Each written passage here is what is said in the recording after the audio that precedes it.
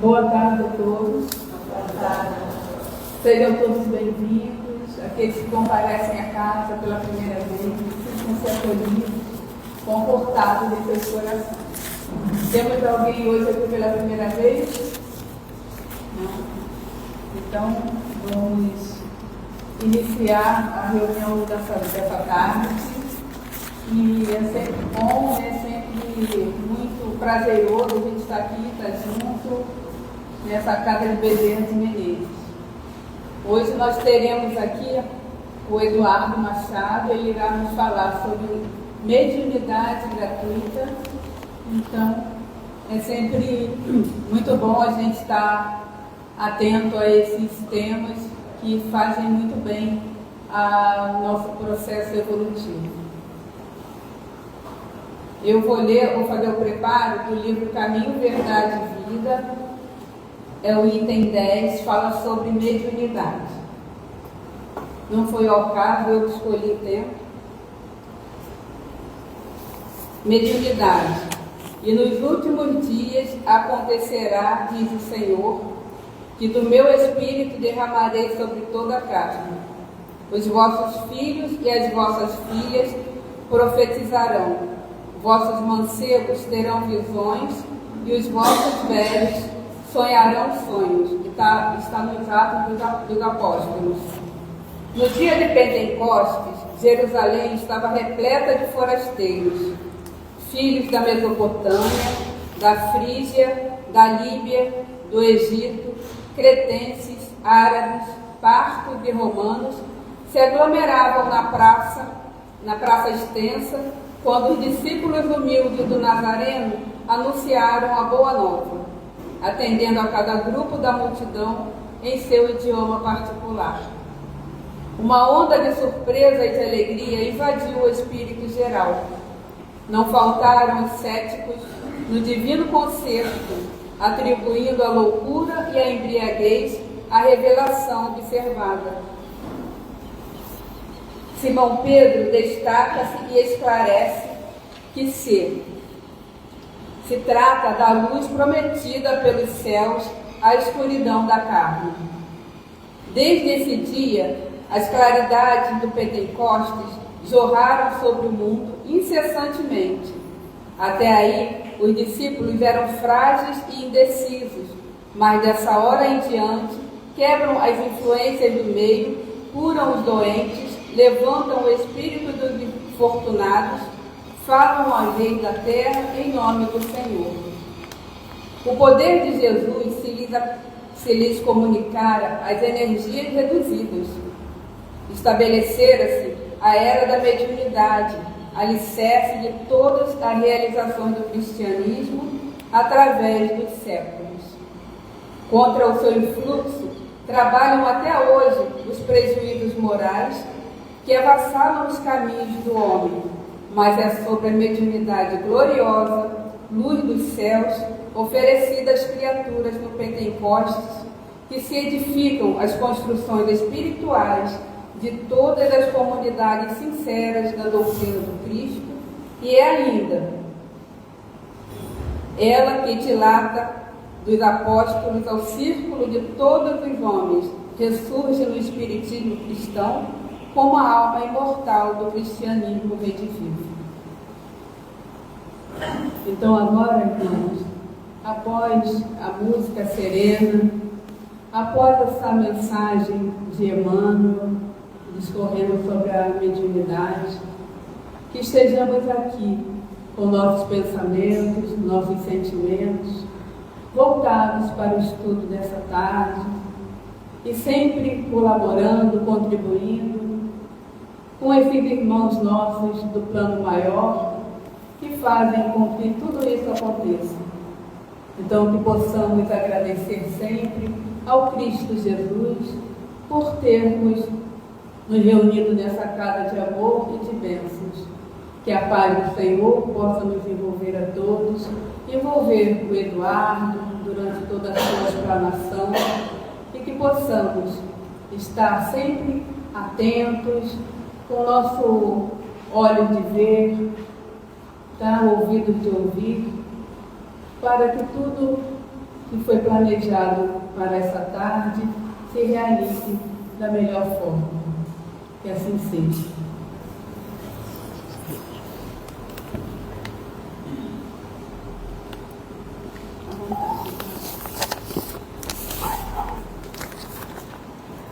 Boa tarde a todos. É um prazer estar mais uma vez nessa casa, trazendo os ensinamentos, não meu, mas do que a doutrina, o que o Mestre Jesus veio nos trazer. Tem alguém vindo aqui pela primeira vez? Não, né? Então fica mais fácil. O nosso tema de hoje, ele se encontra lá no capítulo 26 do Evangelho segundo o Espiritismo, que vem nos falar exatamente como nossa irmã havia comentado, né? Vem falar sobre a mediunidade. Mas antes disso, eu vou ler o que se trata a introdução do capítulo para nós darmos prosseguimento. No capítulo 26, Kardec colocou: dai gratuitamente o que recebeste gratuitamente. Aí ele vem falar no dom de curar, preces pagas, mercadores expulsos do templo e mediunidade gratuita. É um capítulo pequeno, muito pequeno, um dos menores capítulos do Evangelho, e já está quase que no final, né? Depois tem mais um capítulo só, e depois Kardec fala sobre as preces. Então, ele diz assim: restituí a saúde aos doentes, ressuscitai os mortos, curai os leprosos, expulsai os demônios, dai gratuitamente o que gratuitamente haveis recebido. Aí, agora a dissertação de Kardec. Dai gratuitamente o que gratuitamente haveis recebido, diz Jesus a seus discípulos. Com essa recomendação, prescreve que ninguém se faça pagar daquilo porque nada pagou. Ora, o que eles haviam recebido gratuitamente era a faculdade de curar os doentes e de expulsar os demônios, isto é, os maus espíritos. Esse dom Deus lhes dera gratuitamente para alívio dos que sofrem e como meio de propagação da fé. Jesus recomendava-lhes que não fizesse dele objeto de comércio, nem de especulação, nem meio de vida. Então é um capítulo onde o codificador veio falar basicamente da mediunidade. Mas é sempre bom nós lembrarmos que Allan Kardec, quando ele elaborou o Evangelho, na verdade, já houve casos que muitas das vezes uma pessoa que não conhece a doutrina espírita pode pensar: vocês espíritas têm um evangelho próprio. Não se trata de evangelho próprio. Até porque os evangelhos são 4. Né? Mateus, Marcos, Lucas e João. Esses são os evangelhos. Né? Tem o sinótico, que são de Mateus, Lucas e Marcos, e tem o evangelho de João, que segundo nos falam, é o evangelho mostrando Cristo na sua essência maior. É diferente dos outros, né? Os outros são bem parecidos. Então, vem nos perguntar, né, muitas das vezes: vocês espíritas têm um evangelho próprio. Não. O que ocorre é que Allan Kardec, quando lançou essa terceira obra, ele, como sendo um pedagogo, alguém extremamente versado na letra, um espírito de extremo bom senso, de uma capacidade intelectual muito grande, ele colocou os temas para que nós pudéssemos absolver de maneira mais profunda. Não seguiu a ordem dos evangelhos sinóticos, nem de João. ele colocou o tema para que nós pudéssemos entender de maneira clara o que a doutrina veio nos trazer. De modo que os primeiros 6 capítulos é quase que uma introdução da doutrina espírita, que ele vem nos falar, o primeiro, o meu reino não é desse mundo. O segundo, ele vem falar, eu não vim destruir a lei, esse é o primeiro capítulo. O segundo, meu reino não é deste mundo. O terceiro, há muitas moradas na casa de meu pai. O quarto, ninguém pode ver o reino de Deus se não nascer de novo. A partir do quinto, ele coloca as bem-aventuranças. Bem-aventurados aqueles que sofrem, que na verdade não é esse o tema, né? O nome. Não os que sofrem, mas os que choram. E o sexto, ele vem trazer a consolação, que é o Cristo Consolador.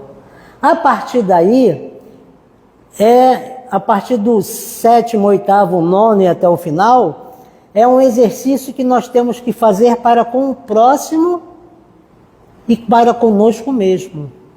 E, em especial, esses últimos capítulos, os 4 últimos capítulos, Kardec vai quase que dedicar aos trabalhadores espíritas.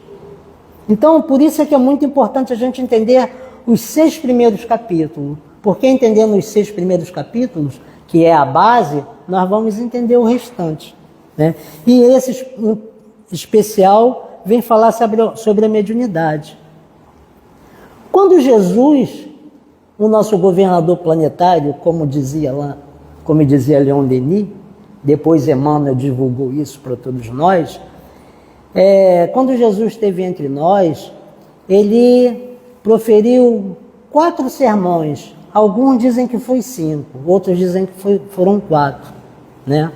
O primeiro sermão é o chamado, talvez o mais importante, na minha opinião, que é o Sermão da Montanha, e é o maior sermão dele, ou as Bem-aventuranças. O segundo sermão é esse que nós vamos comentar hoje, que é um sermão para os discípulos. Jesus dá aos discípulos não o poder, mas mostra por tudo que ele ensinou para que os discípulos saiam para divulgar o seu evangelho. Isso está lá em Mateus capítulo 10.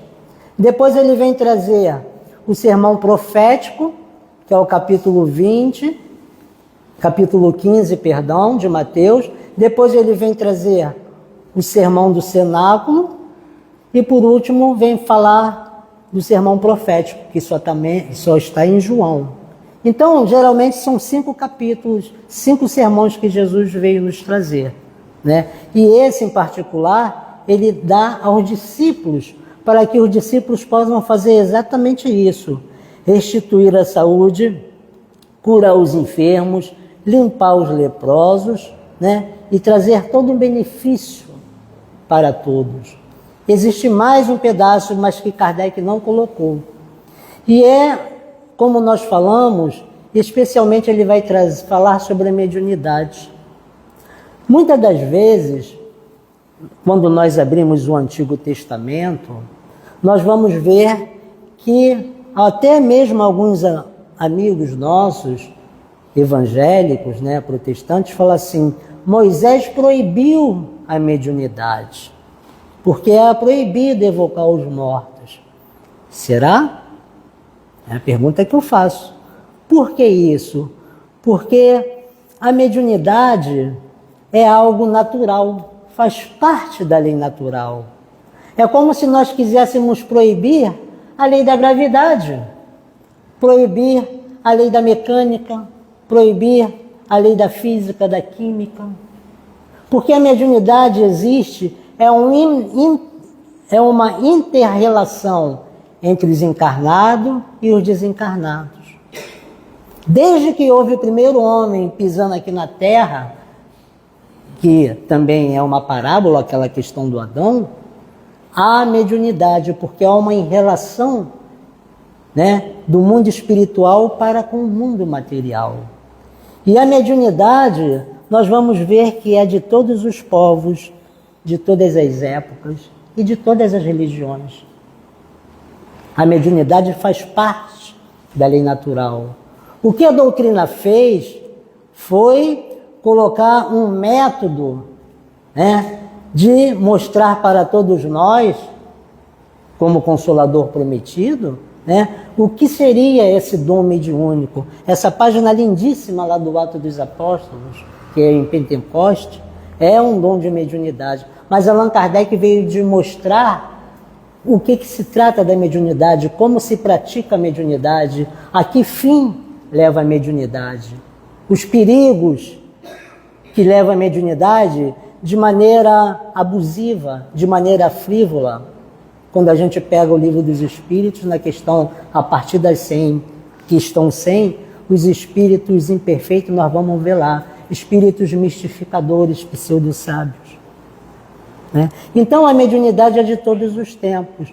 O que aconteceu foi que, na época de Moisés, ele proibiu da seguinte maneira: ele não proibiu propriamente o uso da mediunidade, mas o que estavam fazendo com a mediunidade.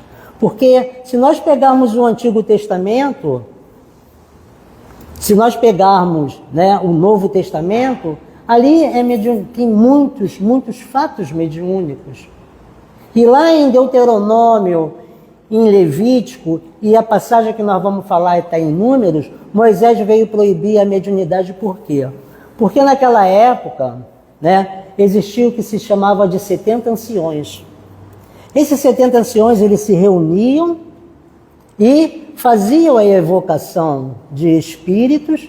Moisés fazia a evocação para que o Espírito Santo pudesse derramar sobre esses 70 anciões um bálsamo, né, do Espírito Santo, e eles pudessem ficar bem.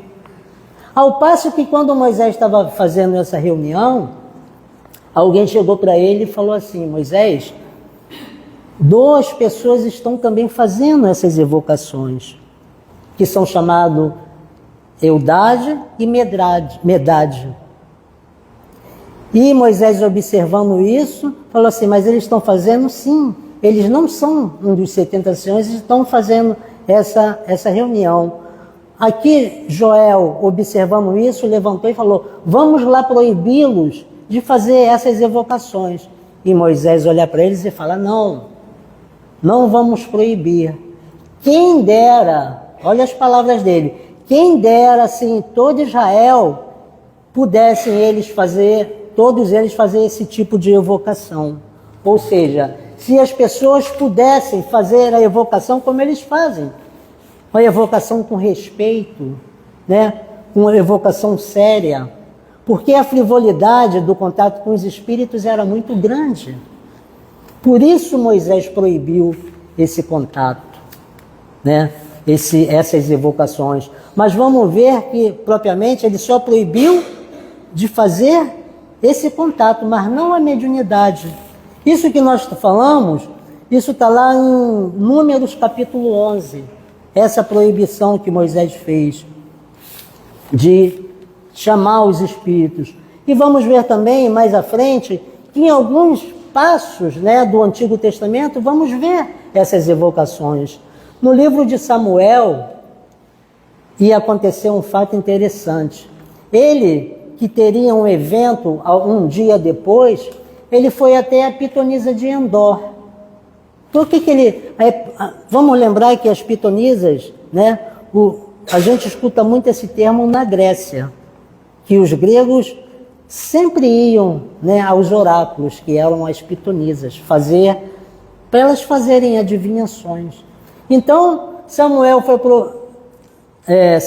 procurar uma pitonisa de Endor, para chamar o espírito de Saul, porque ele queria perguntar se ele sairia bem na guerra que ele teria dia seguinte. Então ele foi na pitonisa, a pitonisa evocou o espírito de Saul, e o espírito de Saul fala para ele: por que me chamas até aqui?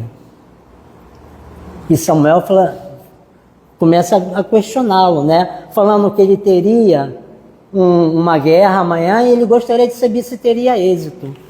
E que o espírito de Saul falou para ele: te digo em verdade que amanhã Israel cairá, seu exército cairá e você estará comigo aqui. Ou seja, iria desencarnar, né? Então, isso mostra as evocações. Temos o livro de Joel, que também vai fazer, como é uma parte disso que ela falou, né? Que no final dos tempos eu derramarei meu espírito sobre toda a matéria. Os velhos terão sonho, as crianças terão visões. Tudo isso é do Antigo Testamento. Mas não é só no Antigo Testamento que tem a mediunidade, né? Vamos ver que Paulo, né, em Atos dos Apóstolos, ele vai trazer a mediunidade de maneira tão clara, tão bonita para todos nós. Esse contato, mostrando os regramentos que tinha que ter, né? Moisés já tinha proibido de fazer aquele tipo de evocação. Seria mais ou menos o primeiro regramento que nós tivemos. Para quê? Para que as pessoas não tivessem esse contato frívolo, das coisas mais frívolas com os espíritos, perguntando se iria casar, se não iria, se iriam ganhar um dinheiro, se teria alguma herança. Então, por isso é que Moisés proibiu, né?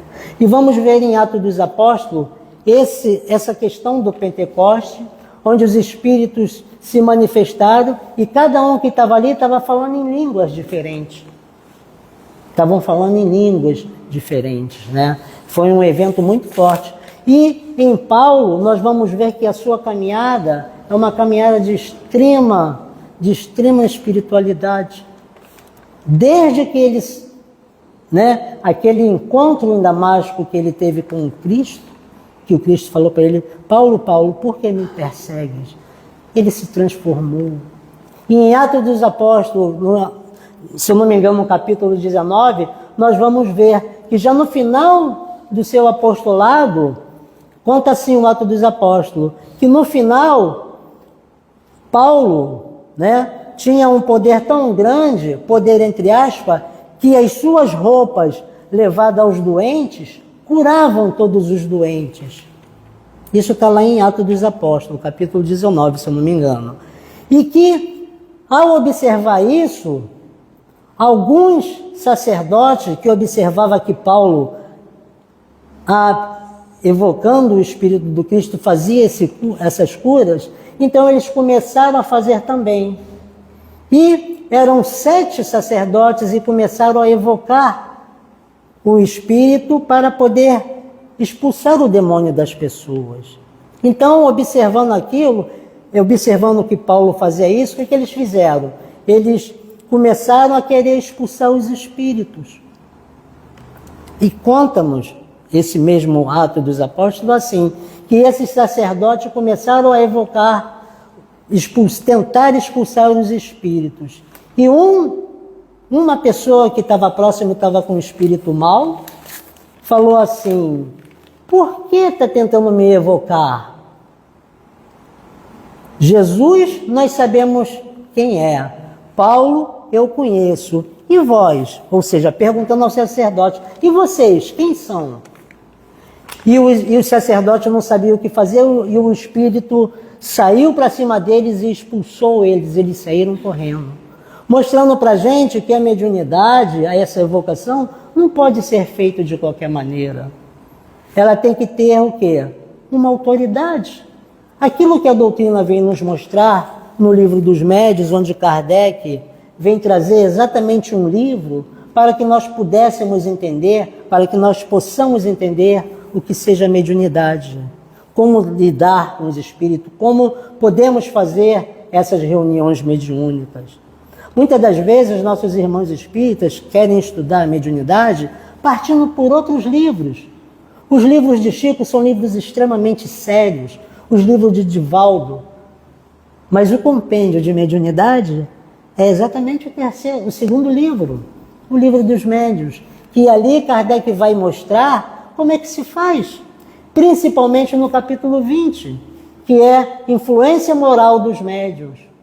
A influência moral dos médiuns, ou seja, a moralidade que o médium tem que ter no momento de uma reunião mediúnica para evocar o espírito.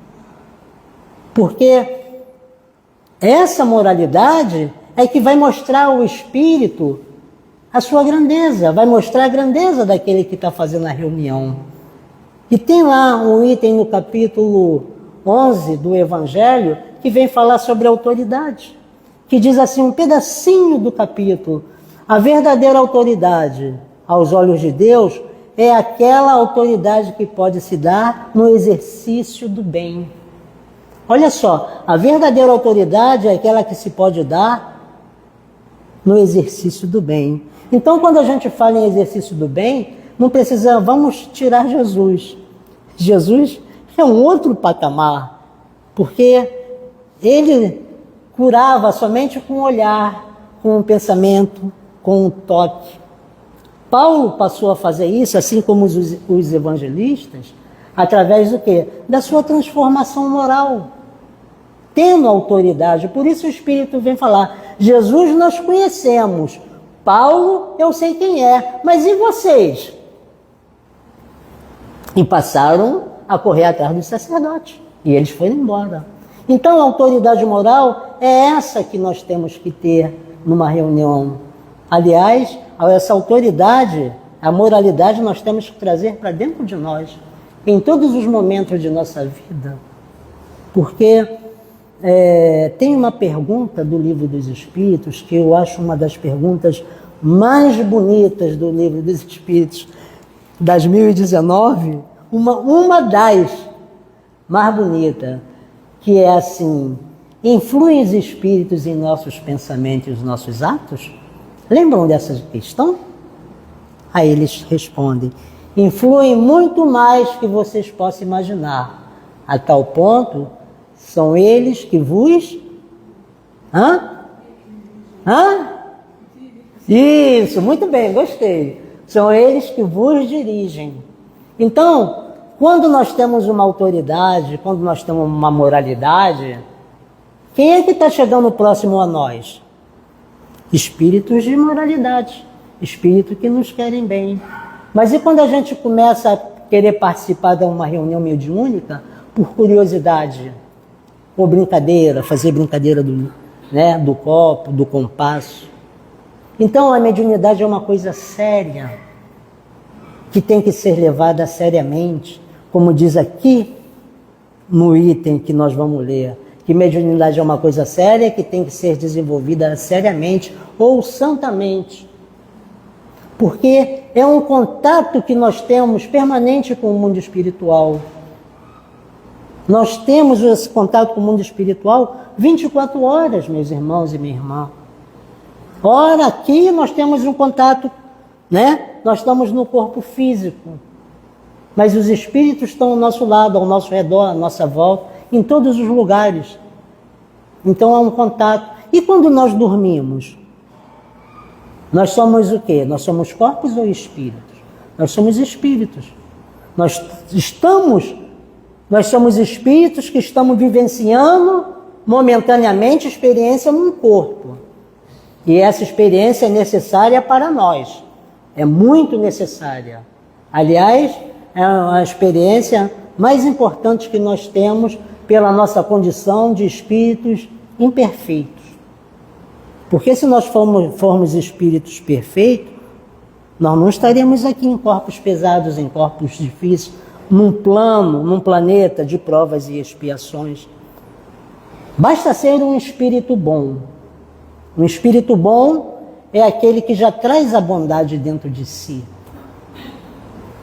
Aquele que já traz dentro de si, já traz a moralidade.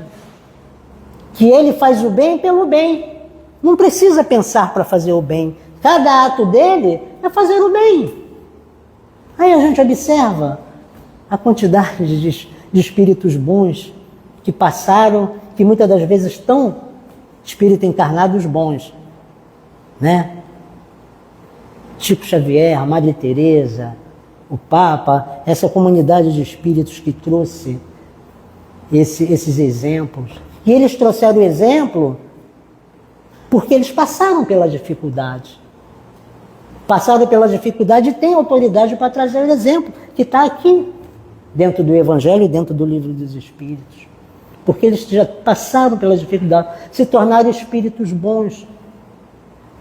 Né? Na questão 170, eu não vou sair no tema não, tá? Na questão de 170 diz assim, o que vem a ser o espírito nessa última encarnação? Olha só, o que vem a ser o espírito na sua última encarnação? Aí a resposta, espíritos bem-aventurados. O que é um espírito bem-aventurado? É aquele que não precisa mais reencarnar. Né? Porque ele já passou pela dificuldade, ele vem até nós nos ensinar. Quantos vêm até nós nos ensinar? Quantos se dedicam a fazer o bem? Não querem nem saber de nome, de riqueza, de autoridade, de nada. Eles vêm somente pelo bem, para fazer o bem e mostrar o bem. Ainda que sabendo que vai ser uma dificuldade muito grande que vão passar no planeta aqui de provas e expiação, mas o amor deles é tão grande que eles vêm nos trazer o bem. Então, meus irmãos, a mediunidade é esse ponto que nós temos que ter. Fazer com que possamos ter esse intercâmbio, mas de maneira segura, de maneira correta. É por isso que nós voltamos a repetir, né? O livro dos médiuns. O livro dos médiuns tem que ser lido, meditado, analisado em cada capítulo. Né? E logo no início do capítulo, Kardec, no prefácio, diz assim, esse livro é a continuação do livro dos Espíritos. Só que ele é o livro dos médiuns, o livro dos evocadores. Se nós quisermos saber de mediunidade, vamos entender, vamos sentar, vamos estudar e depois participar da reunião mediúnica. Porque a reunião de mediúnica não é nada de miraculoso, não é nada de fantástico, não. É somente uma manifestação dos espíritos que muitas das vezes estão ali, pode ser por obsessão, pode ser por dificuldade, pode ser até mesmo espíritos que nem se dão conta que desencarnaram. Aqui mesmo tem vários espíritos, em toda reunião, todas as palestras espíritas, pelo amor de Deus, eu não sou palestrante, eu sou conversador, tá?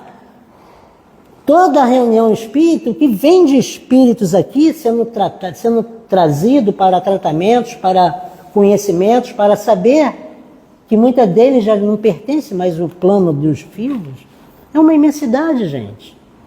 Assim como nós estamos aqui para podermos entendermos a doutrina, para recebermos os benefícios que a doutrina nos traz, que o Evangelho de Jesus tem para todos nós.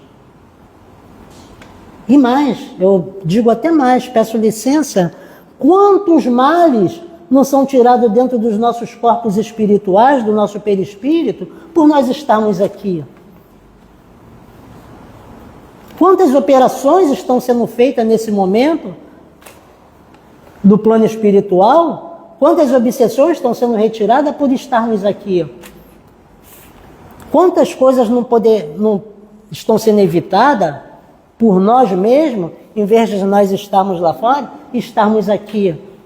Assim como aqueles que estão indo dentro da igreja, estão indo dentro dos templos.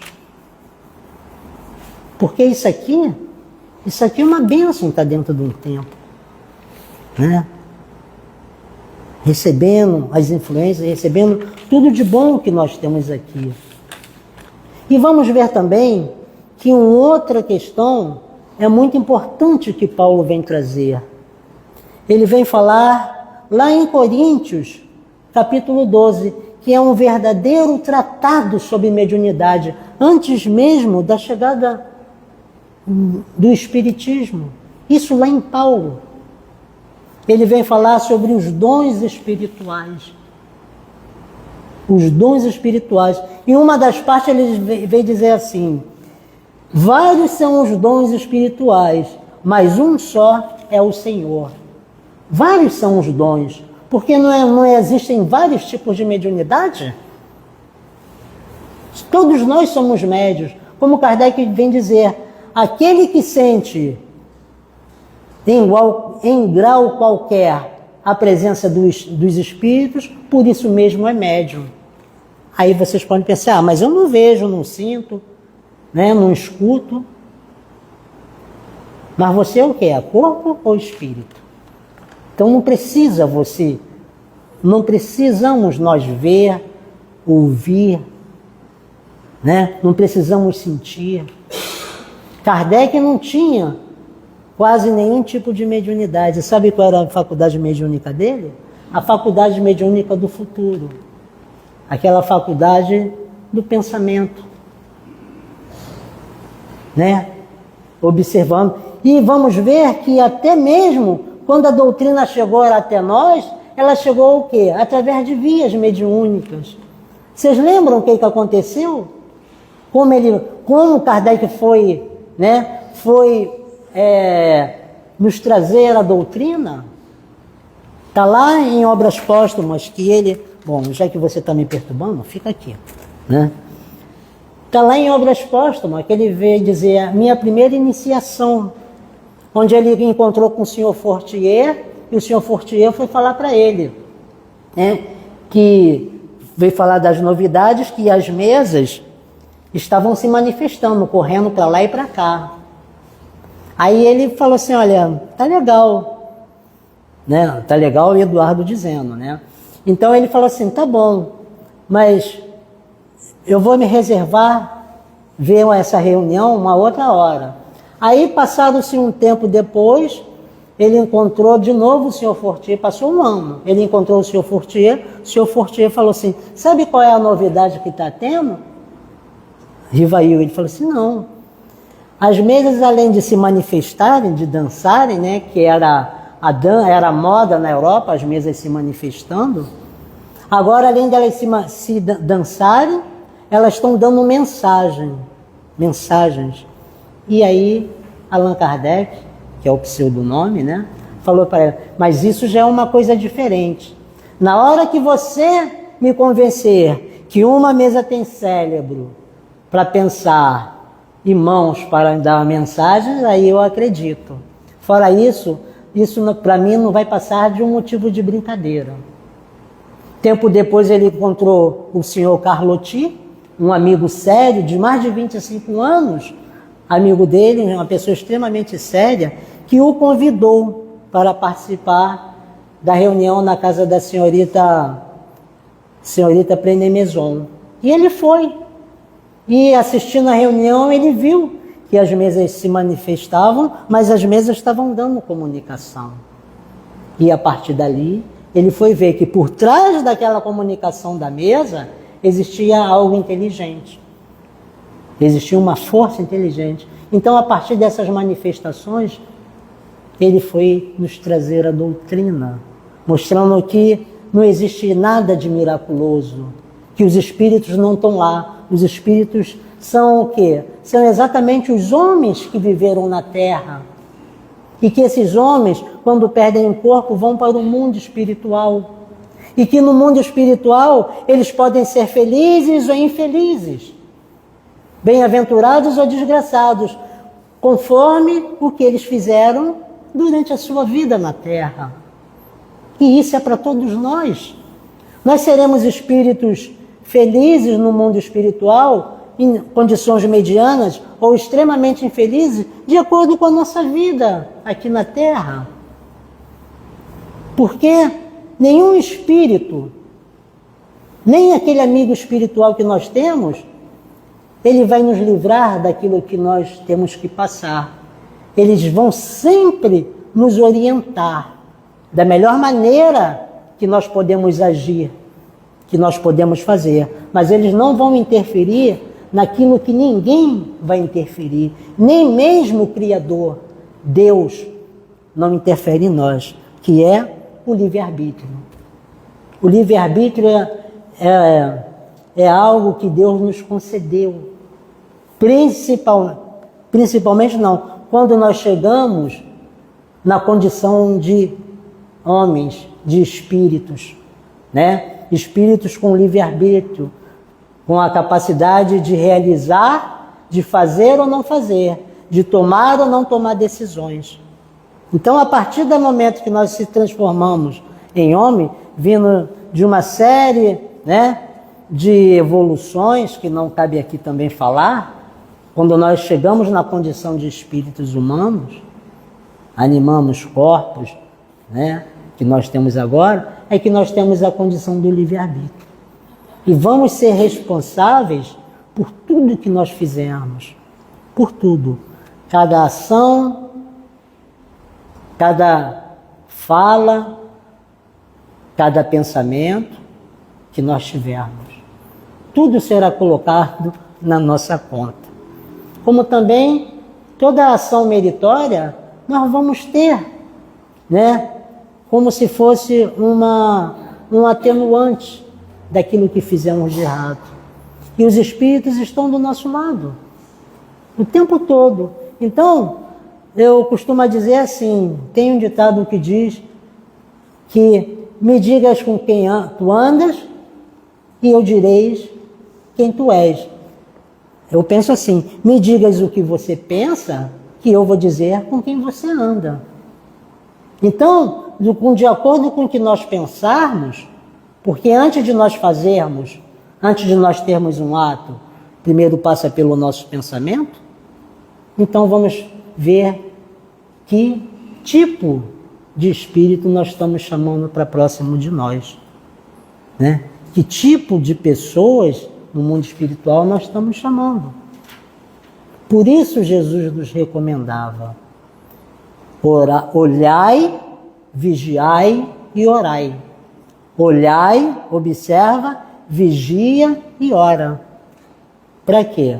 Para que não possamos cairmos em tentação. Porque para nós escorregarmos é muito fácil, gente. É muito fácil a gente cair. A vida na Terra, nós costumamos dizer que ela é como se nós estivéssemos nos equilibrando em cima. Já viu aquelas pessoas que ficam equilibrando em cima da corda? Né? Não vamos colocar a corda em cima do muro. A gente está em cima do muro. Para nós cairmos é muito fácil. É muito fácil, muito rápido. Eu fico imaginando, se não fosse, isso Eduardo, se não fosse a ajuda e a misericórdia de Deus, de Jesus para conosco. Se não fosse a ajuda desses irmãos espirituais para conosco. Porque a nossa reencarnação não é algo jogado. Não, gente, não é. É planejado, é muito bem planejado. Ninguém está aqui ao acaso. Está lá na questão 250, o espírito planeja a sua reencarnação. É o planejamento das reencarnações. Então, para nós estarmos aqui, quando nós...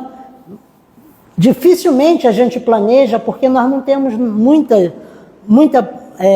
temos muita moralidade para isso. Mas aqueles que nos tutelam, os nossos amigos espirituais, que são normalmente espíritos superiores, eles sentam com a gente: Regina, vem cá, olha só o que você fez. Isso, isso, isso.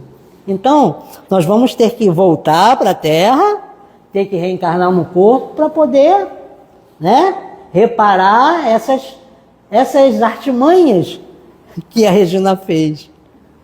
Mas você não vai estar só. Eu vou estar junto de você e você vai ter amigos espirituais. Porque nós temos no mundo espiritual vários amigos. Quantas vezes, quantos pais, quantas mães nós não já tivemos, frutos das existências passadas? Quantos irmãos, quantos maridos nós não já tivemos, fruto das inumerosas existências passadas, que muitos deles estão torcendo pela gente, estão conosco, né? Basta, eu tiro assim por mim, né? Um exemplo, não sou exemplo para ninguém não, vou tirar um exemplo meu, tá?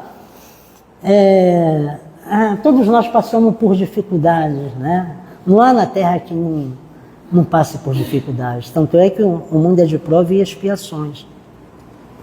Então, numa dessas dificuldades que eu estava na minha vida, foi no período da pandemia, acredito que muitos, milhares e milhares de pessoas, nós nos vimos sem o chão e sem o teto. E foi um momento assim de, talvez, não digo provação, mas de expiação muito forte. Eu coloco uma provação também, muito forte. E que eu fiquei desesperado, gente. Eu fiquei assim, muito desesperado. Não vou dizer os motivos. Mas uma coisa que eu lembro bem, uma voz veio na minha cabeça assim: você está passando por dificuldade? Por que não acaba logo com isso? Se mata, se suicida. Olha só, se suicida, acaba com a tua vida, acaba com isso. Mas por que veio isso? Porque no período de dificuldade, eu comecei a pensar muita coisa ruim. E quem eu chamei para perto de mim? Exatamente quem pensava, né? Igual. Então foi um período de provações muito forte. E a partir dali, né, eu comecei a orar muito, orava muito, gente. Sabe, acordava chorando, orava, acordava, deitava, orava. E foi aparecendo mãos. Chegaram até mim, né, pessoas que eu não conhecia, e apareceram mãos que me puxaram. Veio pensamentos, né, no momento de dificuldade que eu estava orando, me pedindo para me levantar, que isso ia passar, isso vai passar. Mas tenha fé, tenha esperança. E chorava. Agora a gente ri. Agora eu fico rindo, mas serviu de aprendizado imenso que eu nunca mais vou esquecer na minha vida. Então apareceram mãos que me puxaram, porque estava na beira do precipício. Foi só eu mudar a sintonia para eu poder cair. E foi só eu mudar a sintonia para poder subir. Então, meus irmãos, que a gente possa, mesmo nas maiores dificuldades, saber que nós não estamos sós. Que muitas das vezes essa dificuldade é um planejamento que nós fizemos lá no plano espiritual. É um planejamento, os maiores planos, as maiores dificuldades que nós vamos passar na vida, isso a gente já tem a intuição. Isso a gente pede para passar por aquilo ali, porque são etapas que nós não cumprimos lá atrás, ou se fizemos de maneira errada. Mas ninguém está aqui para não dar certo. Nós estamos aqui para dar certo. Nós estamos aqui para vencer as dificuldades. E a doutrina é esse manancial, é o consolador prometido para esse momento que nós estamos passando de dificuldade, para nós injetarmos ela dentro de nós. Para nós pegarmos ela, né, as mensagens, o que os Espíritos trouxeram para nós. Porque quando Jesus esteve entre nós, Ele não veio curar corpos. Jesus veio curar espíritos. Espíritos imortais que nós somos. E a doutrina não vem para corpos, vem para as nossas almas, vem para os nossos espíritos. Vem mostrar que, né, nós temos sucessivas etapas para cumprir também para frente. Que esse período que nós estamos passando na Terra é um período que não é fácil. É um período de transição. Outros amigos que vêm aqui falar, devem falar muito nisso, né? Vocês já devem estar ouvindo sempre falar nas lives. É um período de transição. Não é um período fácil.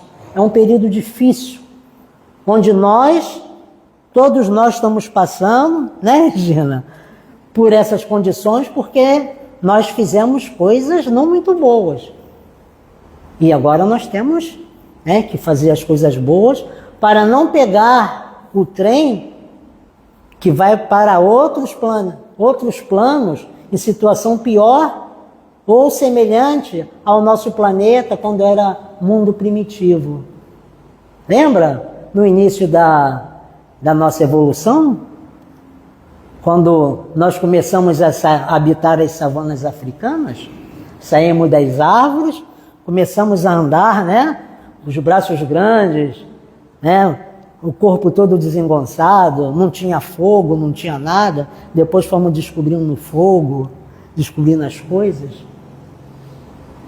Então, a gente tem que fazer agora, pegar essa doutrina e trazer, não a doutrina, mas o que Jesus veio nos trazer. Que quando a doutrina chegou, ela chegou com uma seta apontando para Jesus, que na questão 627 nos diz assim, tem um pedacinho que diz: por que os Espíritos têm que nos trazer tanta coisa, se Jesus nos trouxe outros seres? Aí os Espíritos respondem: porque vós desprezaste e esqueceste os ensinos que o Cristo nos trouxe. E na questão 625 nos mostra qual o Espírito que serve de modelo e guia. Modelo e guia são duas coisas. Jesus, vide Jesus. Então Jesus veio para todos nós, está para todos nós, mas o momento não é ainda propício, porque é esse momento de transição. E quando a gente pega esse momento de transição, eu lembro de uma mensagem que está lá em Obras Póstumas, chamado A Regeneração da Humanidade. Se eu não me engano é o capítulo 20, A Regeneração da Humanidade. Eu convido vocês a lerem. Sabe, são 2 páginas, que uma das páginas diz assim: e no final do tempo, chegará tão grande a iniquidade que o suicídio será intenso. O suicídio e a loucura serão muito grandes, e que muitos que estão encarnados na Terra serão riscados do mapa dos vivos. Olha o que a gente está passando. O suicídio de crianças, né, de jovens, adolescentes. Muitas pessoas com doenças imensas. Então, a gente observa tudo isso, esse modelo de transição. E quando vem nos falar o Cristo expulsar os demônios, limpar os leprosos e tudo mais, é o quê? Nós não só ajudarmos aos espíritos que estão no mundo espiritual, como nós temos que limpar o demônio que está dentro da gente. Demônio entre aspas. Aquilo que está dentro da gente, a nossa sombra. A sombra do ódio, a sombra do medo, a sombra da prepotência, do orgulho, da vaidade. Porque a doutrina, ela vem nos ajudar. Fora da caridade não há salvação. Mas e a caridade que devemos prestar espiritualmente com os outros? Quantas pessoas, às vezes, vêm dentro de uma casa espírita, né, dentro das casas espíritas, não só com problemas materiais, mas com problemas espirituais, e muitas das vezes a gente não percebe isso. Quantas pessoas estão com problemas de depressão e a gente não percebe isso, né? As dificuldades mentais. Então, nós temos que analisar tudo isso, limpar, ajudar, limpar os enfermos, limpar os leprosos, curar os enfermos, como Cristo recomendou. Porque à medida que nós vamos ajudando, nós somos ajudados. Né? E isso é para todos nós que estamos aqui, vivendo esse momento de transição. Eu gostaria de terminar, como nós falamos de Jesus. O Mestre, quando esteve entre nós, ele, como nós falamos, ele realizou inúmeras curas, através do olhar, através do toque, através de pessoas tocando nele. E uma certa vez, dizem os evangelhos que o nome dela era Verônica ou Berenice. Ela tinha um fluxo sanguíneo que já durava mais de 10 anos. E esse fluxo sanguíneo não parava. E Moisés, num dos livros, prescrevia que a mulher quando estava naquela época do fluxo sanguíneo, ela era classificada como impura, porque ela estava perdendo sangue. E perdendo sangue, você estava perdendo vida. E aquele fluxo sanguíneo, aquilo era uma impureza. E a mulher, naquela época, ela não podia nem sair de casa quando estivesse nesse período.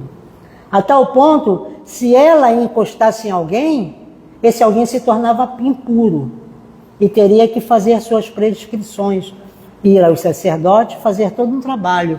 E ela, se alguém visse que ela estava no período menstrual e visse que ela estava tocando em alguém, ela poderia ser lapidada, ou seja, poderia ser morta. E ela tinha ido em vários sacerdotes para tentar sua cura e não conseguia. Diz Amélia Rodrigues que ela procurou inúmeros médicos, ela tinha recursos e os recursos dela foram escasseando e não conseguia a cura.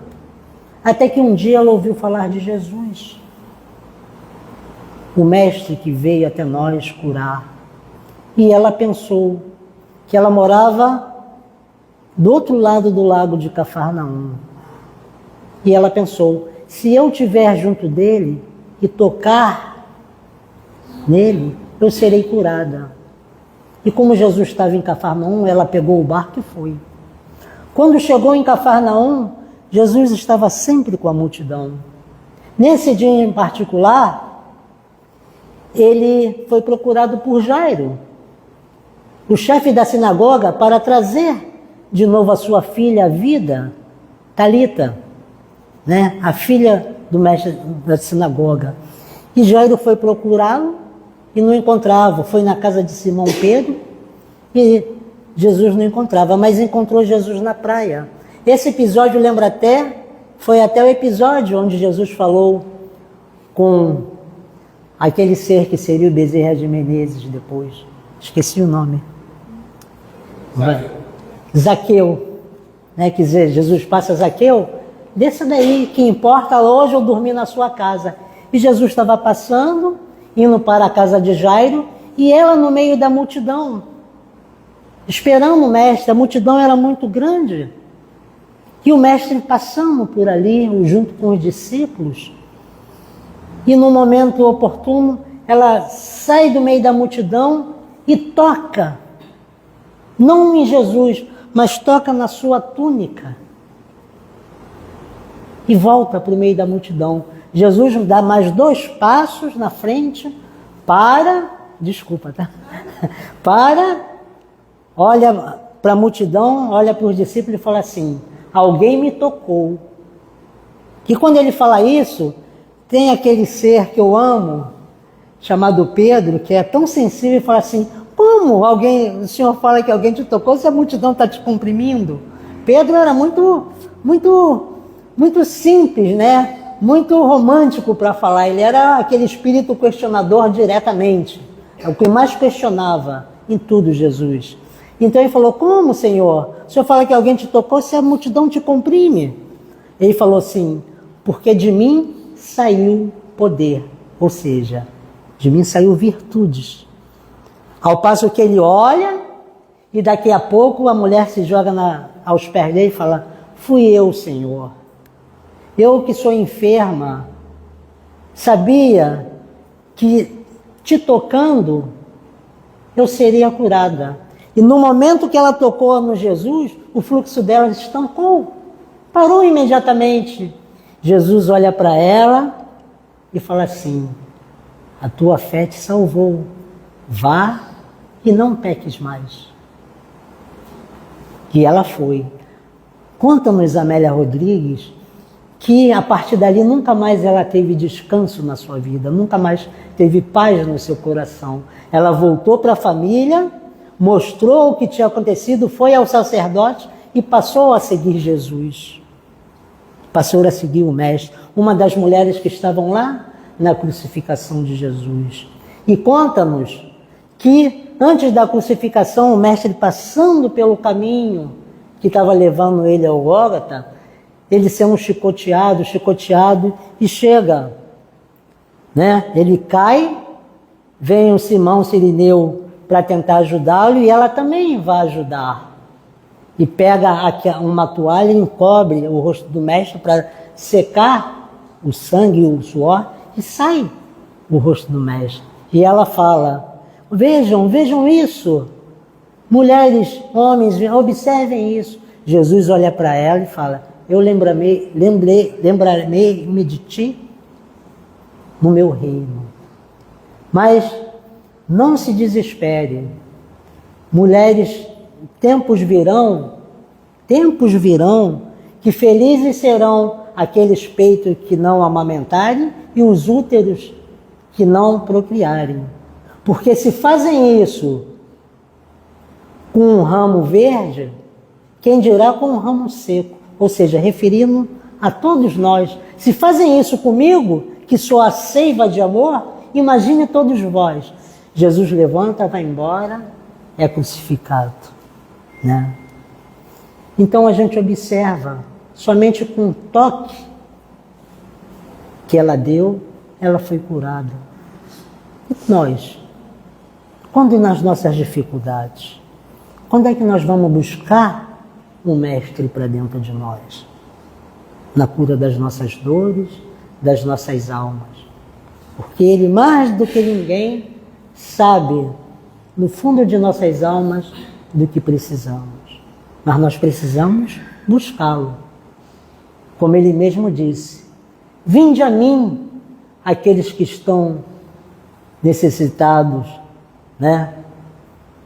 Que eu vos aliviarei. Porque suave é meu jugo e leve o meu fardo. Gente, muito obrigado. Que vocês tenham uma boa noite. Um bom almoço amanhã, se eu puder eu vou vir, que me deu água na boca, né? E muito obrigado, tá, gente? Uma boa noite.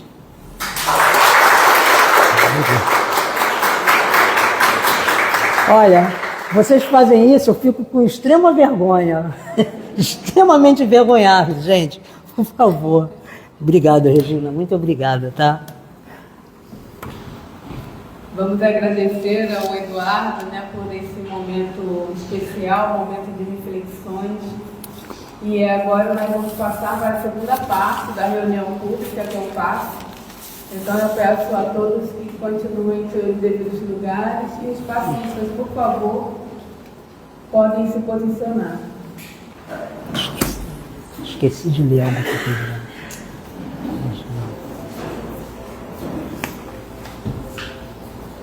Vou tomar um passe.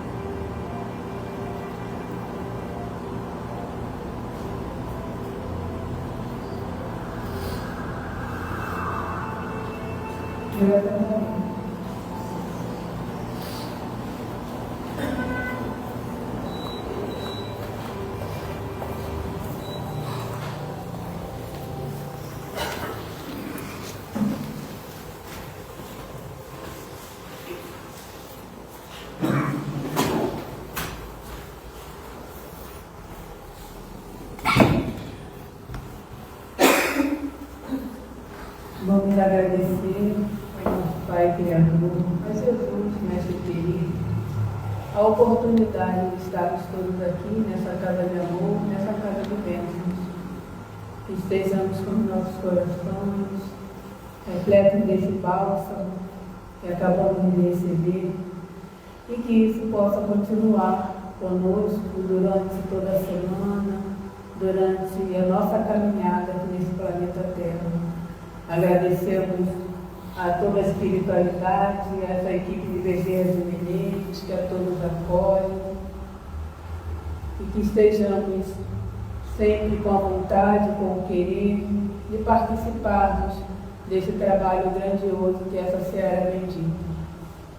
E pedimos e possamos contribuir com Ismael, que é o guia espiritual do Brasil, e assim, de passo a passo, a gente contribuir com o semestre querido, que é o governador do planeta. Então, que as nossas preces, as nossas orações possam chegar a todos os povos, a todos os corações, a todos os governantes, a todos os homens públicos, a todos nós, humanidade, que também fazemos parte de tudo isso, e que a gente possa colaborar sempre com nossas preces, com as nossas orações, para que melhores momentos cheguem para esse planeta tão bonito e tão acolhedor.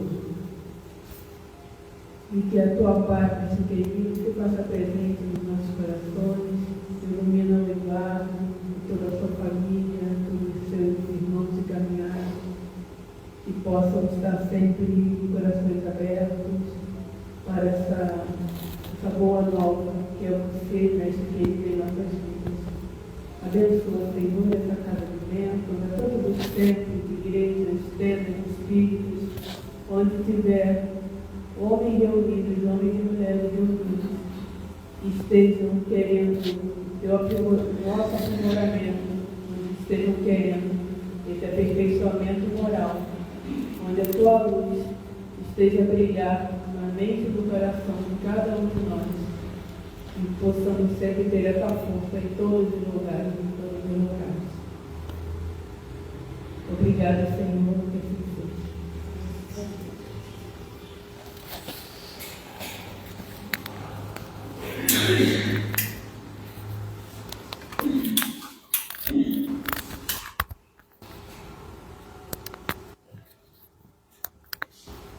Agora daria aos amigos, nós amanhã teremos um almoço árabe.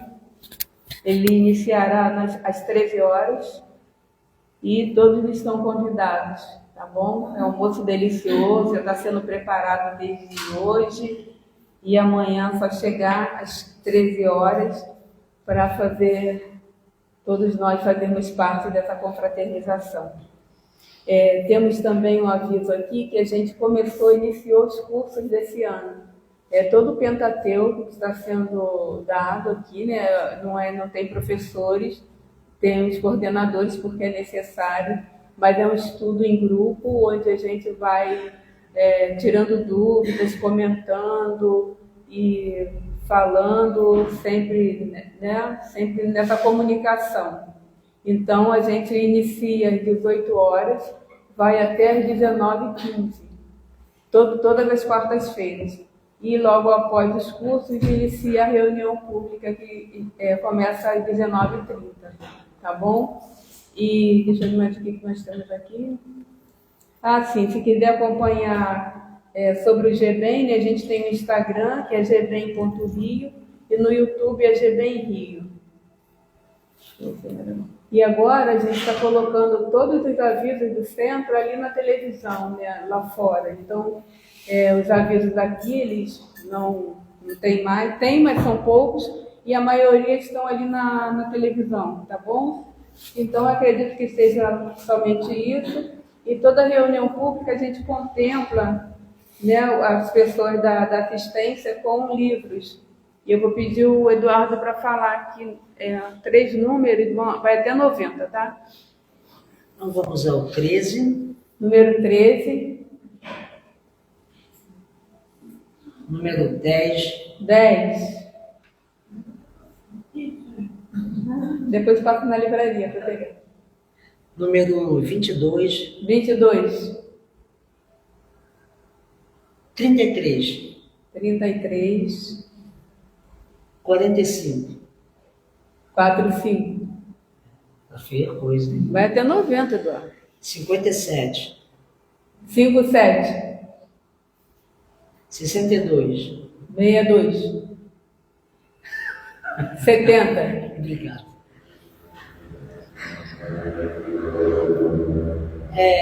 35. 87. 77. 78. 20. Olha, Eduardo. 20. Passa na livraria. Graças a Deus. Parabéns. Vamos no 39. 39. 42. Ivonete, passa na livraria. Boa leitura para vocês. Gente, então, uma boa semana para todos vocês. Vão em paz e obrigada pela presença.